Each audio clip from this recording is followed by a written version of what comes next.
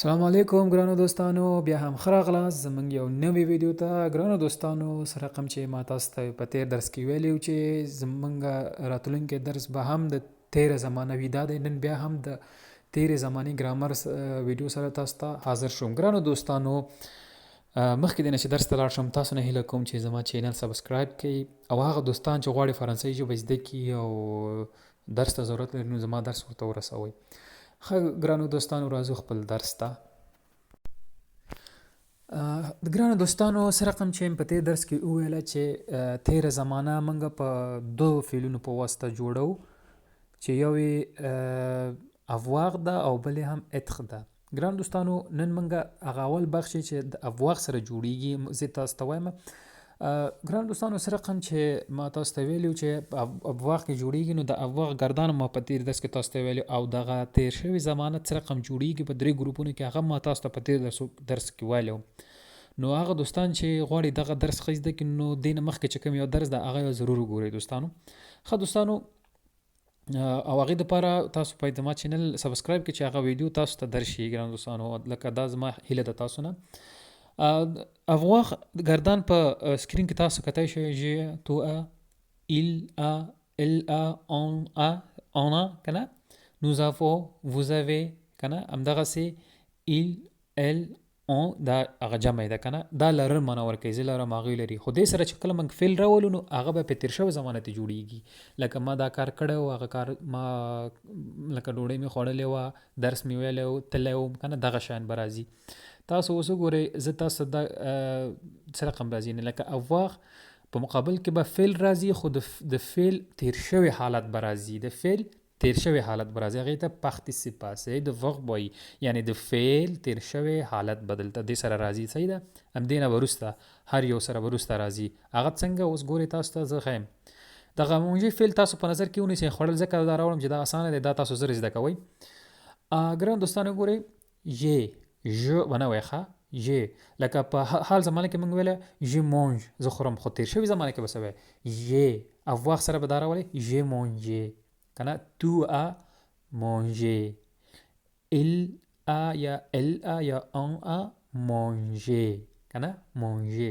په دې مونژې کې په آخر کې ګوره، په دې درس کې ما تاسو ته ویلی چې دغه او اغ به ترې حذف کېږي، خو اکسانتیګو پکې راغلی ده. دا تیر شوي زمانه په اول ګروپ کې همدغسې جوړېږي. دا اول ګروپ دی. صحیح ده؟ په دې ګوره، nous avons mangé، ټول کې به مونژې راځي. vous avez mangé، تاسو ډوډۍ خوړلې ده، تاسو خوراک کړی دی کنه، تاسو خوراک کړی دی. il یا elle ont mangé، هغه سړي یا هغه ښځې چې ډوډۍ یا خوراک یې کړی دی. صحیح شو؟ مونژې. دا په اول ګروپ کې دغسې راځي. او په دویم ګروپ کې ګورئ دوستانو، دا ګراندیر یعنی لویدل کنه، دا په نظر کې نیسو.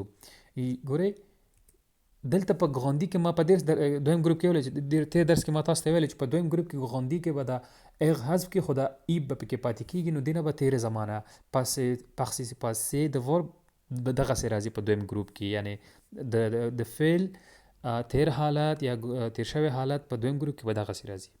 هر چې تم چې دویم ګروپ فعل وکتو نو تیر شوی زمانه به دغسې جوړېږي. تینه ژ ګراندي، زه لوی شوی یم کنه، لوی شوی یم تیر شوی زمانه. تو ګراندي، ته لوی شوی. il یا il یا on grandi، دا خو ټول درې وانه ته یو شانتي راځي کنه، ا ګراندي. صحیح شو؟ nous avons grandi کنه، موږ لوی شوي یو. vous avez grandi، تاسو لوی شوي استئ. یا il یا ils ont grandi. ګورئ ils ont کنه، دلته لیوزون کېږي، دلته پام وکړئ. ګورئ ils ont grandi، هغوی لوی شوي دي. صحیح شو؟ همدغسې تاسو ته په دریم ګروپ کې ما تاسو ته ویل کړه چې په دریم ګروپ کې یو څه ډېر بحث ده، خو entendre کنه، entendre اورېدل ته وایي ګرانو دوستانو، چې اورېدل یو ایکوت دی، دا اورېدل دی. صحیح ده؟ ګورئ دلته به آخر کې تغییرات راځي، ګرانو دوستانو. ګورئ j'ai attendu، صحیح شو؟ tu as attendu، il y a on a attendu، nous avons attendu، vous avez attendu. ګورئ ils ont attendu، ما اورېدلی و، هغې اورېدلی و، تاسو اورېدلی و. دغسې په دغه شکل کې به جوړېږي دوستانو. او ګورئ راځو مثال ته، j'ai oublié mon livre là، اوبلیې د اول ګروپ فعل ده. ګورې ما هیر کړی د خپل کتاب حالته، ما خپل کتاب حالته هیر کړی دی. j'oublie mon livre là. صحیح شو. او بل مثال ته وګورئ، تو as commencé cours de français، تا د فرانسې کورس شروع کړی دی. او که حال کې وای کنه تو commences ته شروع کې، او په تیر شوي زمانه کې تو as commencé cours de français. همدغسې یو اصطلاح تاسو دلته تشریح کوم، j'ai déjà mangé، ما مخکې له مخکې ډوډۍ خوړلې ده. دا دیجا همیشه مخکې معنا ورکوي، همیشه د تیر شوي زمانه د افواغ سره چې راځي دې کې به راځي، همیشه افواغ سره دا راځي په تیره زمانه کې.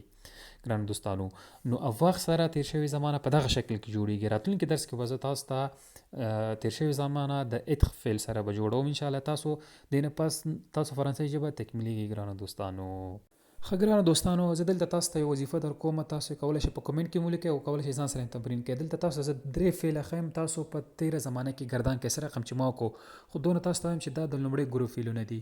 یو چې د regarder، بل commencer، او بل دریم چې د aider. regarder لیدل ته وایي، commencer شروع کول ته وایي، aider هم کومک کول ته وایي. ګرانو دوستانو، تاسو دا ماته ګردان کوئ په کمنټ کې یا هم ځان سره تمرین کوئ.